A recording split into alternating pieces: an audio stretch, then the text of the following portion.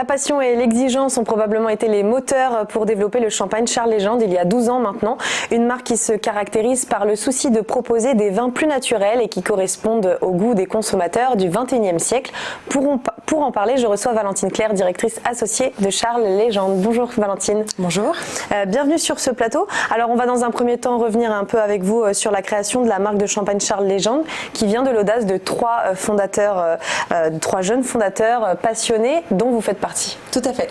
Alors effectivement, comme vous le disiez, le projet a démarré il y a une grosse dizaine d'années et la structure a été créée en 2014, donc à peu près 6 ans. Donc on est 3 passionnés et ce qui est important, c'est qu'on est tous issus du monde du vin. Moi, je suis petite fille de vigneron et producteur en méthode champenoise en Haute-Savoie. Mes associés, pareil, sont issus du monde du vin. Et donc l'idée, en fait, était de dépoussiérer un petit peu le monde de la Champagne en apportant un regard nouveau et surtout être transparent et essayer d'éduquer. Alors avec l'humilité qu'on peut avoir, mais en tout cas être transparent. Quelles sont les valeurs qui représentent la marque? Alors on est animé par 3 valeurs importantes. La première, c'est l'audace, très importante dans un monde concurrentiel comme le champagne lait. Donc il faut un petit peu de culot, etc. La deuxième, c'est l'excellence. On est sur un produit de qualité. Le champagne est un produit de luxe, donc on n'a pas le droit à l'erreur. Donc il faut vraiment de l'excellence à chaque étape de l'élaboration et même jusqu'à l'après-vente. Et puis la simplicité. L'objectif est vraiment de rendre accessible et compréhensible nos champagnes par tous les palais. Donc vous le disiez, on est sur un marché du champagne déjà conquis par de grandes marques.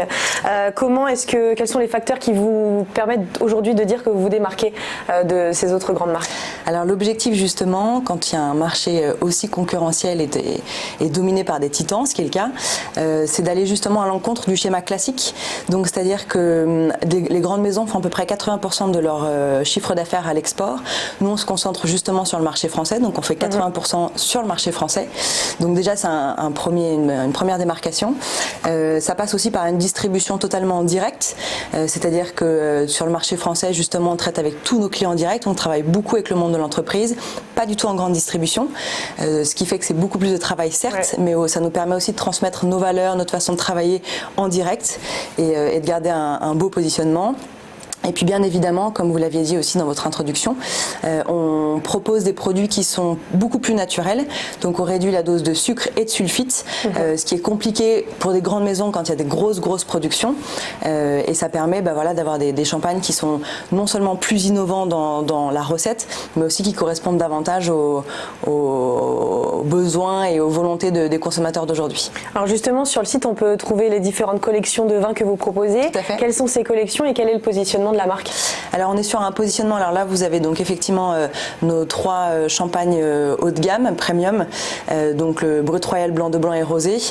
On a aussi lancé 2 nouveaux champagnes il y a à peu près un an et demi, qui sont un peu plus abordables en termes de prix, mais sinon on reste sur des champagnes haut de gamme avec une belle exigence et qui sont des champagnes de table, c'est-à-dire que c'est des champagnes beaucoup à base de pinot noir, ce qui permet vraiment de les consommer aussi à table et donc voilà, donc c'est en tout cas, vous avez aussi beaucoup de champagnes différents qui permettent de correspondre à des goûts différents. Comment ça se passe la fabrication du champagne? Est-ce qu'on peut rappeler en quelques Alors, l'élaboration, c'est un peu long et compliqué, mais la grosse différence qu'il y a entre un vin tranquille, donc quand on parle de vin tranquille, on parle de vin sans bulle, c'est en opposition effervescent. La grosse différence qu'il y a entre un vin tranquille et un vin effervescent, donc un champagne, c'est que vous avez une double fermentation pour le champagne, une première en cuve comme le vin classique, une seconde en bouteille, et cette deuxième fermentation en bouteille dure un certain temps. Nous, on l'a fait durer à peu près 36 mois, ce qui est un gage de qualité qui nous permet justement d'avoir une très belle finesse de bulle dans nos champagnes. On travaille aussi, spécificité technique un peu plus de nos produits sur l'élaboration. On travaille vraiment sur avoir une faible acidité dans nos champagnes, parce que l'acidité peut parfois créer un peu des aigreurs, ce qui n'est pas forcément agréable. Donc voilà, d'avoir une très faible acidité et évidemment, comme on parlait, donc ça c'est un gage, c'est très important pour nous. On réduit au maximum la dose de sucre et la dose de sulfite. Les sulfites qui peuvent évidemment parfois créer des maux de tête pour certains consommateurs. Tout à fait. Alors, vous avez réalisé une première levée de fonds en 2016 qui était principalement dans le but de lancer la société et puis vous en préparez une à la fin de cette année. Quelles sont les ambitions pour cette seconde levée de fonds? Alors, en réalité, en 2016, on a lancé la société avec nos fonds propres. En 2016, la levée de fonds que nous avons réalisée commercialisé nous a permis de lancer les 2 autres cuvées dont je vous avais parlé, dont le Brut Nature qui est un 0 g de sucre ajouté, et puis d'investir aussi un petit peu en marketing et communication et de créer ce site internet.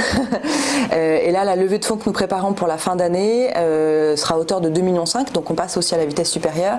L'objectif étant de conquérir quelques marchés à l'export, même si aujourd'hui on fait 80% de notre chiffre d'affaires en France, on a aussi quelques marchés à conquérir à l'export. On aimerait lancer un millésime, on aimerait investir aussi davantage sur la communication, etc. Doubler les équipes aussi commercialement parlant, parce qu'on travaille beaucoup avec le monde de l'entreprise et on a besoin aussi de commerciaux. Donc voilà, et surtout aussi de sécuriser nos approvisionnements, puisqu'en Champagne, voilà, il faut du raisin forcément pour faire le champagne. Et la sécurisation des approvisionnements est quelque chose qui coûte très cher, donc c'est voilà, ça fera partie en tout cas de tous ces objectifs de levée de fonds. Donc ça veut dire qu'aujourd'hui le champagne Charles Légende, on ne peut pas le trouver en grande surface, est-ce que vous expliquez? Oui, tout à fait. Et donc on a par contre la possibilité de l'acheter aussi en ligne, il y a un shop un onglet shop sur le site internet. Vous pouvez l'acheter en ligne, vous pouvez l'acheter directement en nous appelant, parce que comme on travaille beaucoup avec les entreprises, entre un particulier et une entreprise, les prix ne sont pas forcément les mêmes, donc vous pouvez évidemment nous appeler, comme on traite en direct avec tous nos clients, vous pouvez nous appeler. Donc sur le site internet, on est chez des cavistes aussi un peu partout en France et à Paris, donc voilà, il ne faut pas hésiter à nous appeler parce que toute l'équipe est ravie d'échanger régulièrement avec nos consommateurs. Donc et où se situent les vignes qui produisent le champagne? Alors on est dans le sud de la Champagne, à Buxeuil, donc c'est un tout petit village, c'est vraiment sud-sud de la Champagne, nord de la Bourgogne, donc on a une influence bourguignonne qui est très intéressante avec un superbe soleil qui fait aussi que les raisins sont naturellement gorgés de soleil et de sucre et donc du coup qu'on en ajoute moins lors de la production et voilà, donc n'hésitez pas à aller nous rendre visite, mais on a aussi nos bureaux à Paris pour nous permettre de rencontrer et d'être présents pour tous nos clients. Alors vous parliez il y a quelques instants du prochain lancement du millésime. Oui. C'est pas pour tout de suite, ce sera plutôt l'année prochaine, c'est ça? Voilà, on va attendre la levée de fonds parce qu'un lancement coûte cher. On a envie de le faire correctement aussi. Donc les millésimes sont prêts, ils attendent tranquillement en cave. Mais effectivement, ça sera plus décembre de l'année prochaine, donc 2020. Qu'est-ce qui vous plaît dans votre métier aujourd'hui? Est-ce que c'est l'héritage que vous poursuivez de cette passion pour les vins et les champagnes, ou est-ce que c'est le côté entrepreneuse? Alors, beaucoup de facettes. Je suis vraiment née dans une famille d'entrepreneurs, donc c'était évident pour moi de l'être aussi et de respecter presque cette tradition familiale. Évidemment passionnée de vin aussi, et puis bon, c'est un petit peu cliché, mais j'ai grandi aussi avec un grand-père qui parlait énormément de vin. On buvait du vin à 2-3 ans avant presque même de découvrir d'autres boissons, donc c'est un peu cliché, mais c'était un peu une évidence pour moi. Non, c'est un métier qui est passionnant, très difficile parce qu'on est sur un marché concurrentiel, mais du coup le défi est aussi, c'est challengeant, donc ouais, c'est un tout, c'est la passion, l'ambition, l'envie, la motivation, enfin c'est vraiment très très intéressant. Et un petit mot quand même sur l'origine du nom, Charles Légende, qu'on prononce comment d'ailleurs? On peut le dire un peu à l'anglaise, Legend, j'imagine. En fait, on rend hommage aux Anglais. En fait, on avait pensé au début à raconter une histoire qui nous était propre, mais ça ne faisait pas sens, et surtout dans une volonté de transparence vis-à-vis des consommateurs, ça n'avait pas vraiment de sens, puisqu'on est tous issus du monde du vin, mais pas de la Champagne, et qu'on s'en cache pas. Donc l'idée était plutôt de raconter une histoire qui est propre au Champagne, puisque à travers le nom, on rend hommage aux Anglais qui ont fait que le Champagne a des bulles aujourd'hui. Donc c'est une histoire qui est réelle, que vous pouvez retrouver sur beaucoup de sites et donc sur le nôtre. Et donc voilà, c'est Charles II d'Angleterre qui a fait beaucoup pour le Champagne, et vous pouvez aller sur le site internet pour voir en détail tout vraiment est expliqué, la légende de Charles II d'Angleterre. Qu'est-ce qu'on peut vous souhaiter pour la suite des aventures? Eh bien déjà de réussir la levée de fonds. Oui. Non, pour prouver, je pense que ce serait bien dans le sens, ce serait bien, je veux dire, de pouvoir prouver que des entrepreneurs passionnés peuvent arriver aussi à se placer face à des titans en étant passionnés, et voilà, c'est rare les nouvelles marques de champagne, donc ça, de pérenniser la société serait quelque chose vraiment qui nous tient à cœur.